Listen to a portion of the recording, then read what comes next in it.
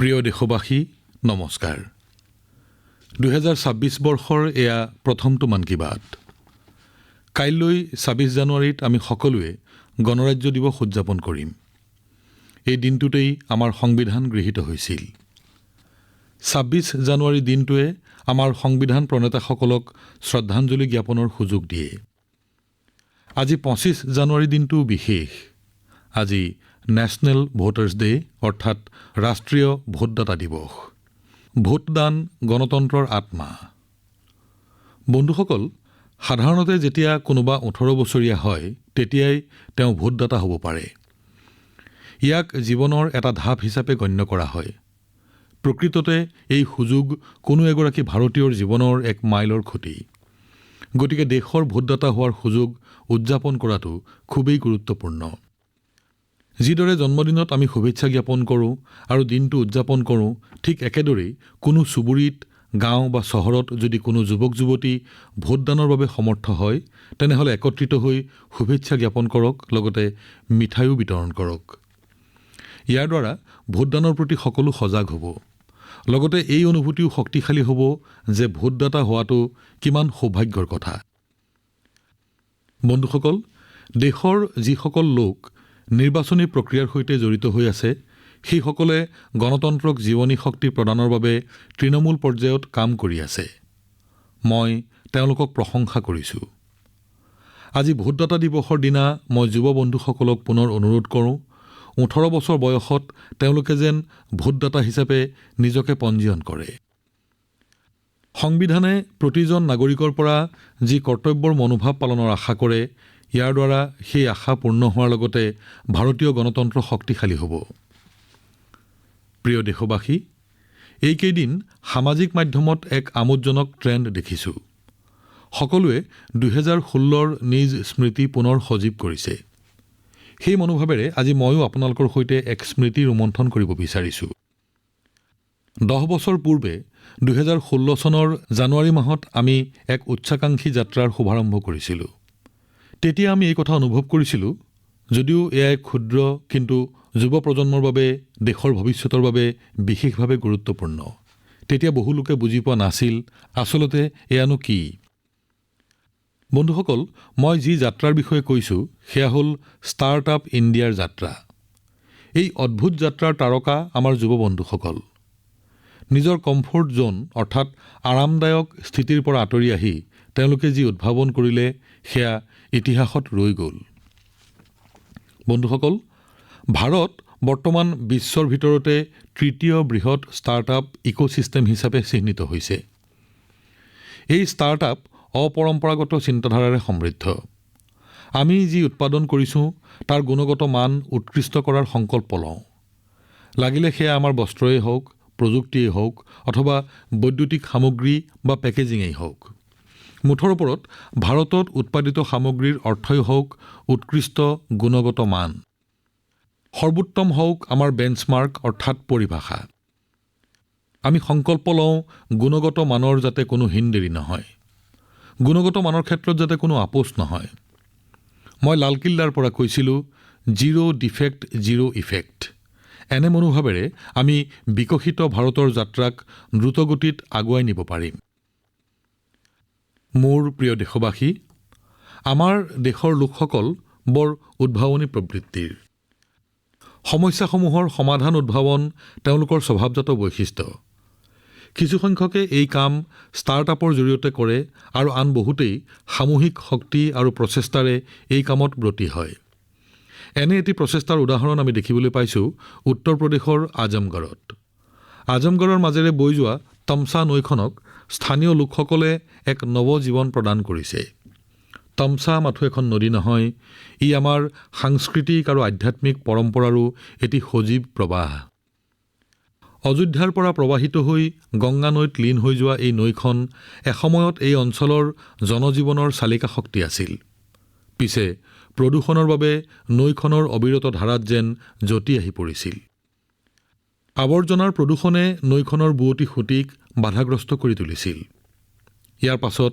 স্থানীয় বাসিন্দাসকলে নৈখনক পুনৰ প্ৰৱাহিত কৰাৰ প্ৰচেষ্টা হাতত লয় নৈখনক পৰিষ্কাৰ কৰাৰ লগতে ইয়াৰ দুয়োকাষে গছপুলি ৰোপণ কৰে। লোকসকল কৰ্তব্যনিষ্ঠাৰে এই কামত ব্ৰতী হয় আৰু ফলস্বৰূপে নৈখনে সম্পূৰ্ণৰূপে নৱজীৱন লাভ কৰে। বন্ধুসকল, জন অংশীদাৰিত্বৰ এনে এটি প্ৰয়াস আমি অন্ধ্ৰপ্ৰদেশৰ অনন্তপুৰ অঞ্চলতো দেখিবলৈ পাইছোঁ। এই অঞ্চল অতিকৈ খৰাং পীড়িত। ইয়াৰ বালিচহীয়া মাটিৰ ৰং ৰঙা বৰণৰ। এইবাবেই ইয়াৰ বাসিন্দাসকল পানীৰ নাটনিৰ সন্মুখীন হৈ আহিছিল। এই অঞ্চলৰ বহু ঠাই দীঘলীয়া অনাবৃষ্টিৰে আক্ৰান্ত আছিল। বহুতেই এই অঞ্চলৰ পৰিস্থিতিক মৰুভূমি সদৃশ বুলি আখ্যা দিয়ে। বন্ধুসকল, এই সমস্যা সমাধানৰ বাবে স্থানীয় লোকসকলে ইয়াত থকা জলাশয়সমূহ পৰিষ্কাৰ কৰাৰ কাম হাতত লয়।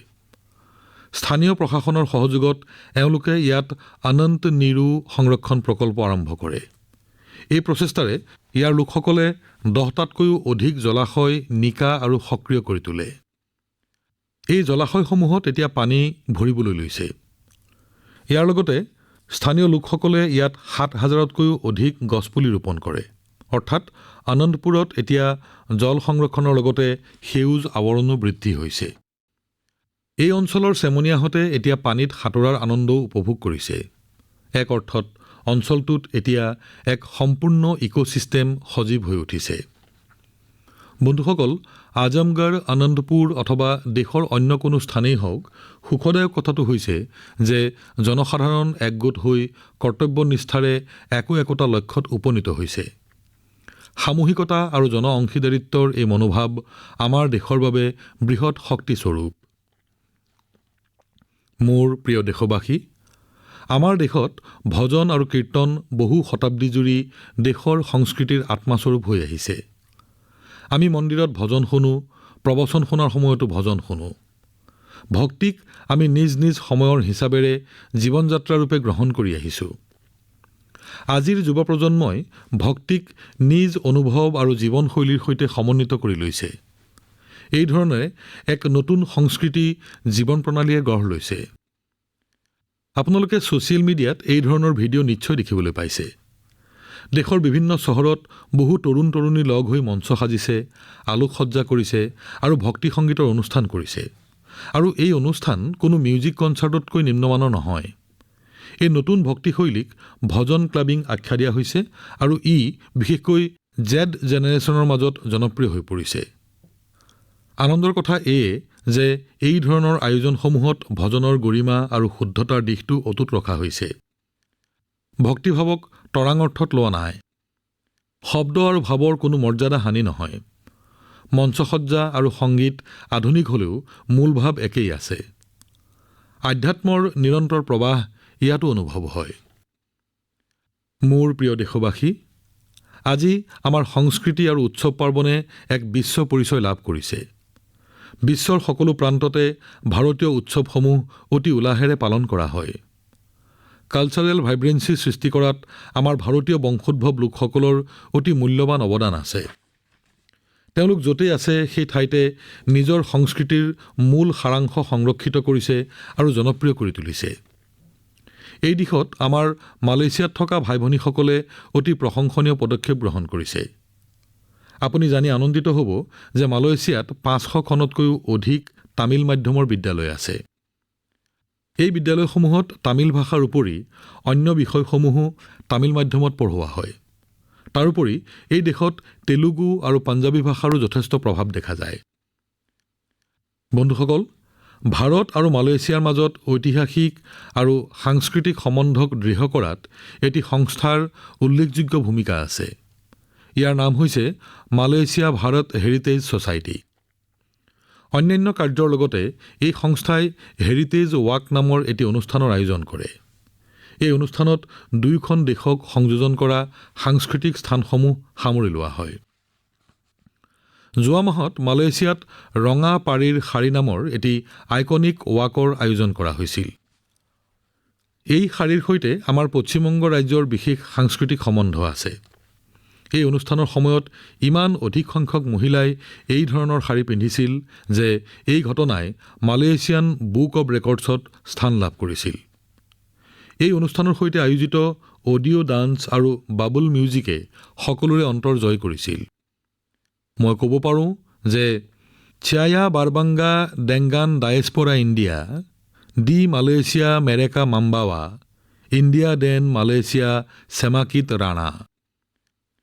এই মালয়েছিয়া ভাষাৰ শব্দগুচ্ছৰ অনুবাদ এনেধৰণৰ: মোৰ মালয়েছিয়াত থকা ভাৰতীয় প্ৰবাসীসকলক লৈ গৰ্ব হয়।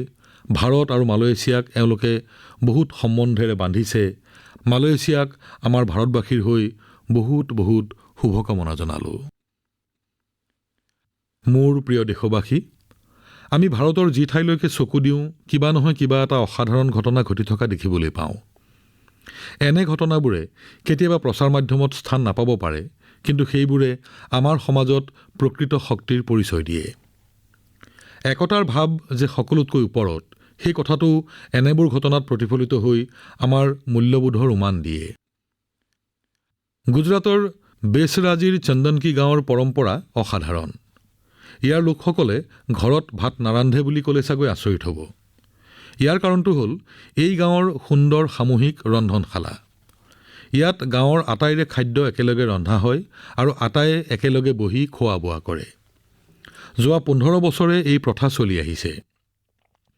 কোনো ব্যক্তি অসুস্থ হৈ পৰি থাকিলে তেওঁৰ বাবে খাদ্য ঘৰত দি থৈ অহাৰো ব্যৱস্থা আছে। গাঁওখনৰ এই সমূহীয়া ভোজন ব্যৱস্থাই সকলোকে আনন্দ দিয়ে আৰু সকলোকে একগোট কৰে। বন্ধুসকল, ভাৰতৰ পৰিয়াল ব্যৱস্থা আমাৰ পৰম্পৰাৰ অভিন্ন অংশ। পৃথিৱীৰ বহু দেশত এই বিষয়ে কৌতূহলৰ অন্ত নাই। কেইবাখনো দেশে আমাৰ এই পৰিয়াল ব্যৱস্থাক সন্মানৰ চকুৰে চায়। কেইদিনমান আগতে মোৰ ভাতৃপ্ৰতিম সংযুক্ত আমেৰি ৰাষ্ট্ৰৰ ৰাষ্ট্ৰপতি মহামহিম শ্বেখ মহম্মদ বিন জায়েদ আল নাহয়ান ভাৰতলৈ আহিছিল। তেখেতে মোক ক'লে যে তেওঁলোকৰ ৰাষ্ট্ৰখনে 2026 চনটো পৰিয়াল বৰ্ষৰূপে পালন কৰিছে। ইয়াৰ উদ্দেশ্য হৈছে সকলোৰে মাজত সৌহাৰ্দ্য আৰু সামূহিক চেতনা শক্তিশালী কৰা। ই সঁচাকৈয়ে শলাগনীয় পদক্ষেপ। বন্ধুসকল, যেতিয়া পৰিয়াল আৰু সমাজৰ শক্তি মিলিত হয়, তেতিয়া আমি ডাঙৰ ডাঙৰ প্ৰত্যাহ্বানৰ সন্মুখীন হোৱা সহজ হৈ উঠে। মই জানিব পাৰিছোঁ যে অনন্তনাগৰ শেখ কুণ্ড গাঁৱত ড্ৰাগছ, চাধা, চিগাৰেট, মদ আদিৰ সেৱন বহুত বাঢ়ি গৈছিল। এইবোৰ দেখি শুনি ইয়াৰ মীৰ জাফৰ নামৰ ব্যক্তিজন অতিষ্ঠ হৈ গাঁৱৰ ডেকা বুঢ়া সকলোকে একগোট কৰি এইবোৰৰ অপকাৰিতাৰ বিষয়ে বুজালে। ই লোকসকলৰ সামাজিক চেতনা বঢ়াই তুলিলে আৰু এনেকুৱা হ'লগৈ যে ইয়াৰ দোকানবোৰত ধঁপাতজাতীয় দ্ৰব্যৰ বিক্ৰীয়েই বন্ধ কৰি দিলে। ড্ৰাগছৰ প্ৰচলনো বন্ধ হ'ল। বন্ধুসকল, আমাৰ দেশত নিস্বাৰ্থভাৱে সমাজ সেৱাৰ কাম চলাই যোৱা সংস্থা বহুত আছে। পশ্চিমবংগৰ পূব মেদিনীপুৰৰ ফৰিদপুৰৰ এনে এটি সংস্থা হৈছে বিবেকানন্দ লোকশিক্ষা নিকেতন।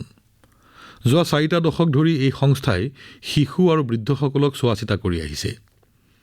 এই সংস্থাই গুৰুকুল পদ্ধতিৰে শিক্ষাদান, শিক্ষক প্ৰশিক্ষণ আদি কেইবাটাও সমাজ কল্যাণৰ কাম কৰি আছে। মই কামনা কৰিছোঁ দেশবাসীৰ মনত এই নিস্বাৰ্থ সেৱাভাৱ অধিক শক্তিশালী হৈ বৰ্তি থাকক। মোৰ প্ৰিয় দেশবাসী, মন কী বাত অনুষ্ঠানত মই সদায় পৰিচ্ছন্নতাৰ কথা আলোচনা কৰি আহিছোঁ। আমাৰ যুৱক যুৱতীসকল এই বিষয়ে সজাগ হৈ উঠা দেখি মই গৌৰৱ অনুভৱ কৰিছোঁ। অৰুণাচল প্ৰদেশৰ এনে এটি প্ৰয়াসৰ কথা মই জানিব পাৰিছোঁ। অৰুণাচল প্ৰদেশ এনে এখন ঠাই য'ত প্ৰথমেই সূৰ্যৰ পোহৰ পৰে। ইয়াত ইজনে আনজনক জয় হিন্দ বুলি অভিবাদন জনায়। ইয়াৰ ইটানগৰত যুৱ সংগঠনে ৰাজহুৱা স্থানত পৰিচ্ছন্নতাৰ অভিযান আৰম্ভ কৰিলে। ইয়াৰ পাছত তেওঁলোকে নাহৰলগুন, দৈমুখ, চেপা, পালিন, পাছিঘাট এইবোৰ ঠাইত এই অভিযান চলালে। এই যুৱকসকলে এতিয়ালৈকে প্ৰায় 11 লাখ কিলোতকৈও অধিক আৱৰ্জনা চাফা কৰিলে। কথাটো ভাবি চাওকচোন, ডেকা শক্তিয়ে 11 লাখ কিলোতকৈও অধিক আৱৰ্জনা চাফা কৰি পেলালে। বন্ধুসকল, অসমতো এনে এটি উদাহৰণ দেখিবলৈ পোৱা গৈছে। অসমৰ নগাঁৱত কেইজনমান ব্যক্তি লগ হৈ নিজৰ নিজৰ গলিৰ আৱৰ্জনা চাফা কৰিবলৈ ল'লে। লাহে লাহে তেওঁলোকৰ সৈতে আৰু লোক গোট খালে আৰু এটি ডাঙৰ দল তৈয়াৰ হ'ল। তেওঁলোক আটাইয়ে মিলি অলিয়ে গলিয়ে গোট খাই থকা বহুত আৱৰ্জনা পৰিষ্কাৰ কৰি পেলালে। বন্ধুসকল, এনে এটি প্ৰয়াস বাংগালুৰুতো চলি আছে। বাংগালুৰুত সোফাৰ পৰা ওলোৱা জাবৰৰ সমস্যাটো গুৰুতৰ হৈ উঠিছে।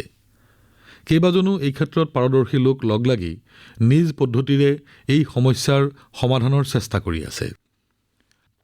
বন্ধুসকল, আজি কেইবাখনো চহৰত কেইবাটাও দলে চহৰৰ বাহিৰত গোটাই থোৱা জাবৰ-জোথৰ পুনৰ চক্ৰীকৰণৰ ব্যৱস্থা কৰিছে। চেন্নাই মহানগৰতো এটা দলে এই ক্ষেত্ৰত সুন্দৰকৈ কাম কৰি আছে। এনেবোৰ উদাহৰণৰ পৰাই গম পোৱা যায় পৰিষ্কৰণৰ ক্ষেত্ৰত বহু লোকে কেনেদৰে ভাল কাম কৰি আছে। আমি ব্যক্তিগত বা দলীয়ভাৱে এনে প্ৰয়াস চলাই গ'লেহে আমাৰ চহৰবোৰ অধিক পৰিষ্কাৰ হৈ পৰিব।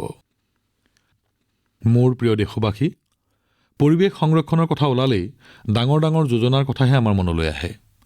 পিছে বহু সময়ত সৰু সৰু প্ৰচেষ্টাৰেও পৰিৱৰ্তনৰ কাম আৰম্ভ হয়।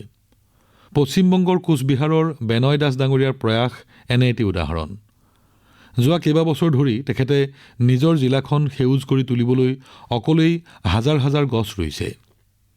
বহু সময়ত গছৰ পুলি কিনা, ৰোৱা আৰু চোৱা-চিতা কৰাৰ বাবে ব্যক্তিগতভাৱেই ধন খৰচ কৰিছে।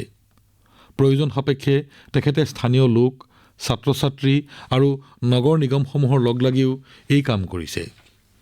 তেখেতৰ প্ৰচেষ্টাত ৰাস্তাৰ কাষৰ ঠাইবোৰ অধিক সেউজ হৈ উঠিছে। বন্ধুসকল, মধ্যপ্ৰদেশৰ পন্না জিলাৰ জগদীশ প্ৰসাদ আৰিৱাৰাৰ প্ৰচেষ্টাও বৰ প্ৰশংসনীয়। এগৰাকী বন সংৰক্ষক ৰূপে অৰণ্যত তেওঁ সেৱা আগবঢ়াই আছে। এবাৰ অৰণ্যত ঘূৰি ফুৰোতে তেওঁ অনুভৱ কৰিলে যে অৰণ্যত থকা ঔষধি উদ্ভিদবোৰৰ সুব্যৱস্থিত বিৱৰণ ক'তো উল্লেখ নাই। এই ঔষধি উদ্ভিদবোৰক নৱপ্ৰজন্মই চিনি পোৱাটো জগদীশে বিচাৰিছিল।